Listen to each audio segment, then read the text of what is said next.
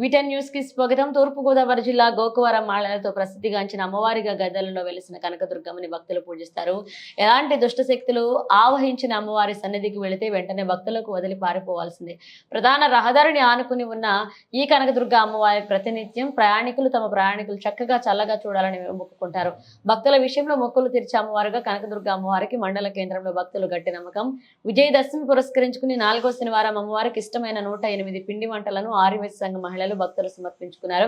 ప్రతిరోజు మహిళా భక్తులకి అమ్మవారి ఆనందం కలిగేలా జానపద భక్తి గీతాలను పాడే అమ్మవారి కృపబుక్కు పాత్రల అవతారిక విజయదశమి 9 రోజులు అమ్మవారికి కుంకుమ పూజలు హారతులుంటాయని అర్చకులు తెలిపారు. ఇక భక్తుల కోరికలు తీర్చే అమ్మవారిగా ప్రసిద్ధి చెందిన ఈ అమ్మవారికి ప్రతిరోజు అధిక సంఖ్యలో భక్తులు వచ్చి పూజలు జరిపించుకుంటారు.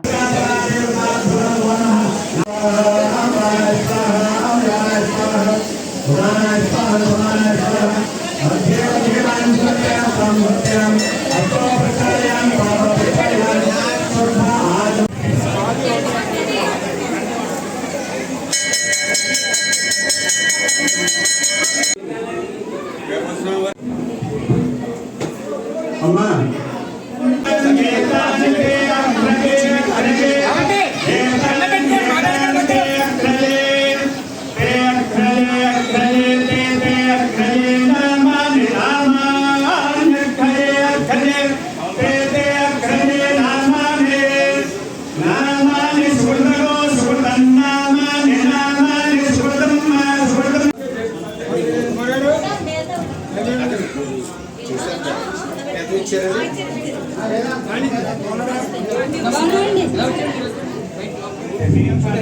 సాధికే శరణ్యే త్ర్యంబకే దేవి నారాయణి నమోస్తుతే.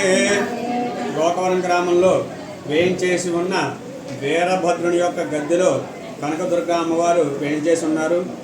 దేవీ నవరాత్రుల మహోత్సవ భాగంగా ఈ రోజునాడు అన్నపూర్ణాదేవి అలంకారం చేయబడింది. భక్తులందరూ కూడా 108 పిండి వంటలతో ఇక్కడ తీసుకొచ్చి లలితా సహస్రనామ పారాయణ చేయడం జరుగుతోంది. కావున 7 మంది భక్తులు కూడా విచ్చేసి అమ్మవారి పూజల్లో సేవలో కొలువై తీరి ఉన్న కనకదుర్గ అమ్మవారి కృపకు పాత్రలు కాగరని మనస్ఫూర్తిగా కోరుకుంటూ ఇక్కడ పూజారి గారు ఉన్నారు, వెంకటకృష్ణ ఆంజనేయ శర్మ గారు, ఆయన పూజలు జరిపించబడుతోంది. నేను కూడా వచ్చి ఇక్కడ ఉదయం నుంచి సాయంత్రం వరకు కూడా శతనామ సహస్రాలతోటి అష్టోత్తరాలతోటి కనకదుర్గ అమ్మవారిని కొలుచుకోవడం జరుగుతుంది.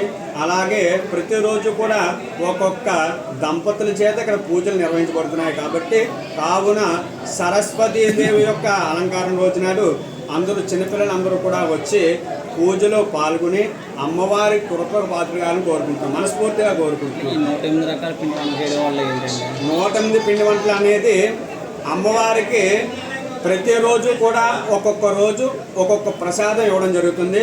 కానీ మన వైశ్యాసు సోదరీమణులందరూ కూడా అలా కాకుండా ఈవేళ ఒక్క పూటకే 108 పిండి రకాలతోటి అమ్మవారిని సేవించడం జరిగింది.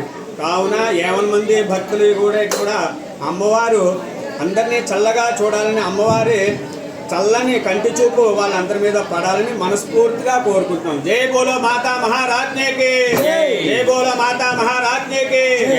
భవాని దేవి నవరాత్రుల సందర్భంగా ఈరోజు అమ్మవారిని అన్నపూర్ణాదేవిగా అలంకరించుకుని ఆమెకు 108 రకాల పిండి వంటలతో నైవేద్యం సమర్పించుకున్నాం.